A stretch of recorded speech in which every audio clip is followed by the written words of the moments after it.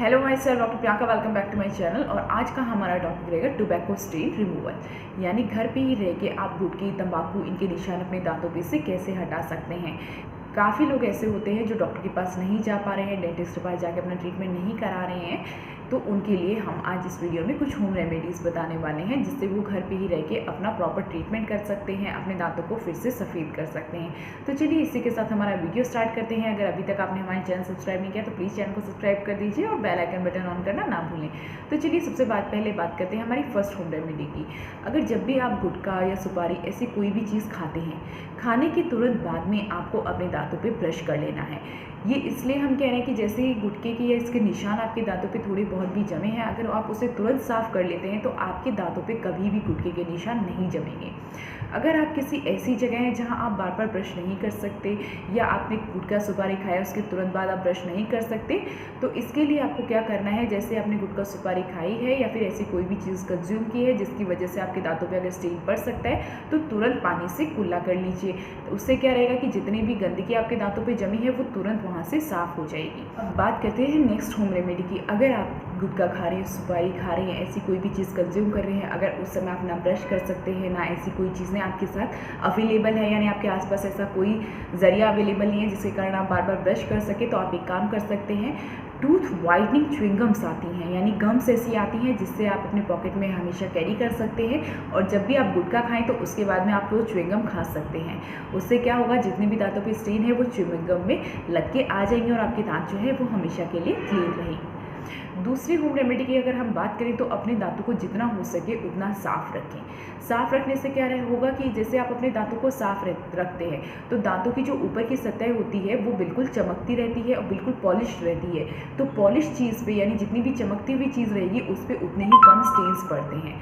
अगर आप अपने दांतों की सफाई नहीं करते हैं और दांतों पे अगर रफनेस आ जाती है, यानी खुरदरापन आ जाता है, तो वहाँ पे स्टेन्स जल्दी जमते हैं, वहाँ पे दांत काले पड़ने जल्दी शुरू हो जाते हैं। तो अगर आप अपने दांतों को सफाई ढंग से रखेंगे, उनको चमका के रखेंगे, यानी अपनी जो ऊपर की दांतों की सरफेस है उसको एकदम पॉलिश रखेंगे, तो गुटखे और सुपारी के निशान वहाँ पर नहीं जमते हैं। तीसरी चीज़ के बारे में अगर हम बात करें तो वो रहती है कि आप जितना भी हो सके उतना कैरेट का कंज्यूम करें, यानी आप जितनी भी हो सके गाजर खाएं। गाजर में जितने भी रेशे होते हैं वो आपकी दांतों को साफ़ करने में बहुत ज़्यादा मदद करते हैं।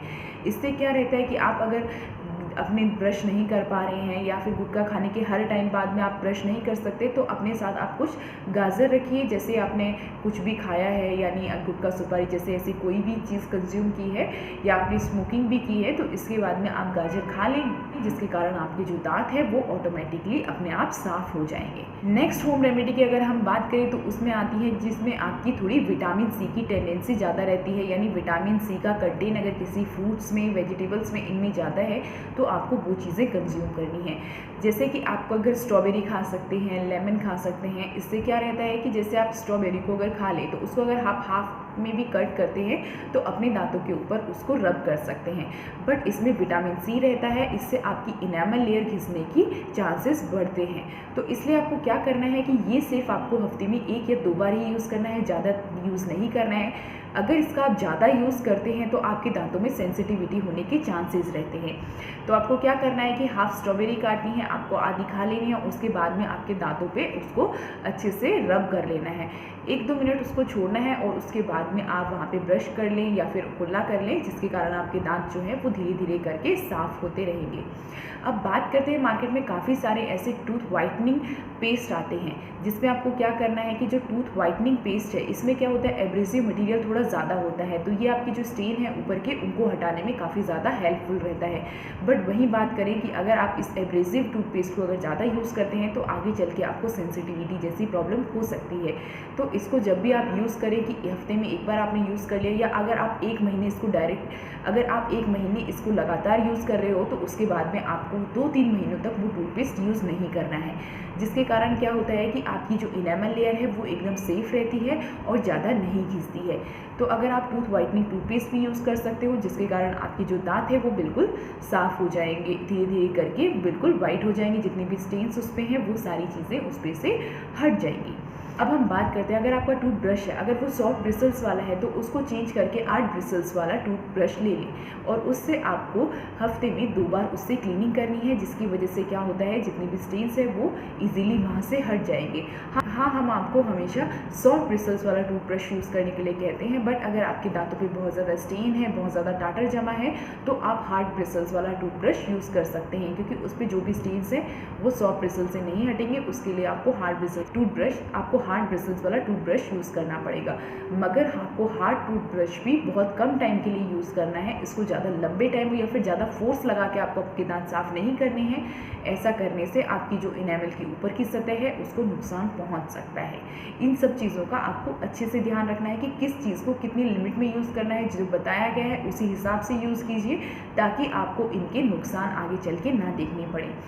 अगर आपको जो भी हमने अभी होम रेमेडी बताई है उसमें असर बहुत धीरे धीरे दिखता है, आपको लंबे टाइम अगर आप यूज़ करते हैं तो आपको उसमें इफेक्ट दिखने लगता है। अगर आपको आपके दांत बहुत जल्दी सफ़ेद चाहिए तो प्लीज़ अपने डेंटिस्ट के पास जाएं और उनसे इलाज करवाएं, जिसके कारण आपके जो दांत हैं वो एक ही दिन में सफ़ेद हो जाएंगे। जिनको ट्रीटमेंट की बहुत जल्दी नीड है, यानी आप अपने दांतों को बहुत जल्दी सफ़ेद करवाना चाहते हैं, तो वो अपने डेंटिस्ट के पास जाके ट्रीटमेंट ले सकते हैं। और जिनको कोई जल्दी नहीं है और घर पे रह के वो धीरे धीरे अपना ट्रीटमेंट करना चाहते हैं, तो ये सारी होम रेमेडीज़ वो यूज़ कर सकते हैं। बट होम रेमेडीज़ यूज़ करते समय आपको एक चीज़ ध्यान रखनी है कि कौन सी चीज़ें आपके दांतों के लिए कितनी नुकसानदायक रहती हैं, तो जिस तरीके से बताई गई है उसी तरीके से उसको फॉलो करें। अगर आपको गुटखे या तंबाकू के स्टेन्स अगर अभी भी आपके दांतों पे हैं और आपको परेशान कर रहे हैं, तो नीचे कमेंट बॉक्स में लिख के ज़रूर पूछ सकते हैं।